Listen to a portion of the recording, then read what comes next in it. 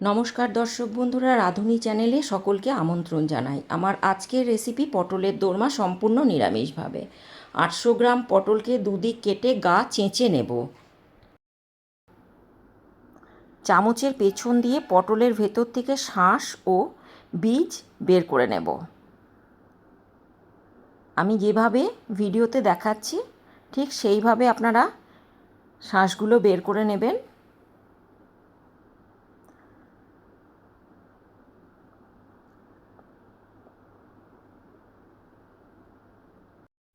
রেসিপিগুলো যদি আপনাদের ভালো লাগে তাহলে অবশ্যই একটা লাইক দেবেন আর কমেন্ট করে জানাবেন যে রান্নাগুলো আপনাদের কেমন লাগছে।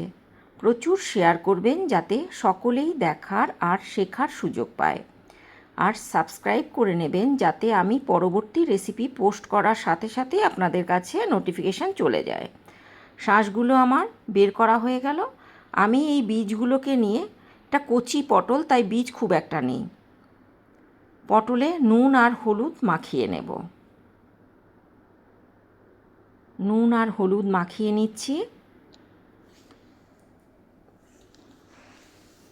এবার একটা মিক্সির বাটিতে পটলের শাঁস আর বীজ আর 3 চামচ নারকেল কোড়া, 5টা কাঁচা লঙ্কা অল্প জল দিয়ে আমি বেটে নেব।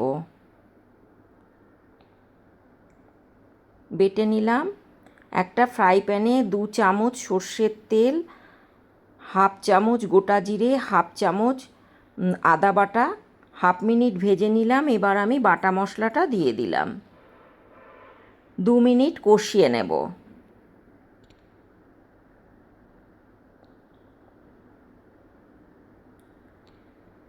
গুঁড়ো করে রাখা পনিরটা দিয়ে দিলাম।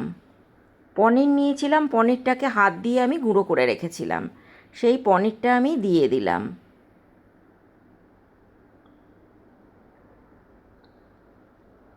আবারও 1 মিনিট কষিয়ে নিলাম।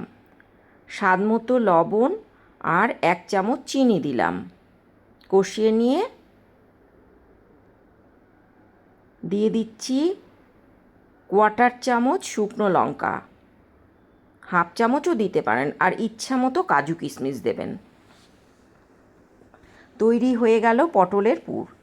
এবারে সর্ষের তেল দিয়ে দিলাম হাফ কাপ। পটলগুলো প্রথমে ভেজে নেব ভালো করে। এর মধ্যে আমি একটা আলুও স্কুপ করে দিয়েছি।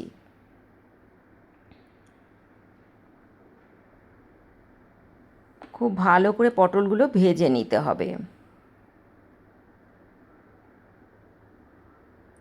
ভাজা হয়ে গেল, আমি তুলে নিচ্ছি।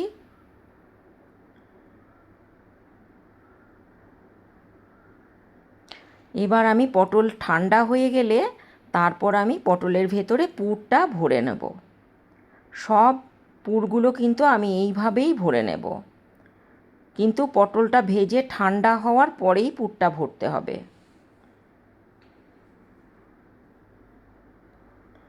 এবার একটা মিক্সির বাটিতে 2 চামচ পোস্ত, 2 চামচ নারকেল কোড়া, 8-10টা কাজু, 4টে কাঁচা লঙ্কা জল দিয়ে আমি বেটে নেব। একটা টমেটো আমি বেটে নিচ্ছি। পটল ভাজার তেলেই 4টে এলাচ, 4টে লবঙ্গ, একটা দারচিনি স্টিক, একটা তেজপাতা, হাফ চামচ গোটা জিরে, টমেটো বাটা ও বাটা মশলাটাও দিয়ে দিলাম। কষিয়ে নেব। এরপর দিচ্ছি 2 চামচ ফ্যাটানো টক দই। দেওয়ার পরে ভালো করে নাড়িয়ে নেব। কষিয়ে নিচ্ছি ভালো করে।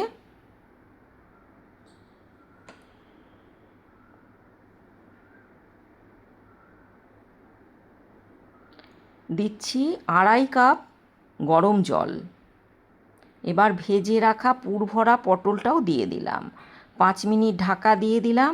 এবারে খুলে নিয়ে ঘি দিয়ে দিলাম। ঘিটা কিন্তু দিতেই হবে। তৈরি হয়ে গেল পটলের দোরমা। রান্নাটা দেখার জন্য অসংখ্য ধন্যবাদ। নমস্কার, সকলে ভালো থাকবেন।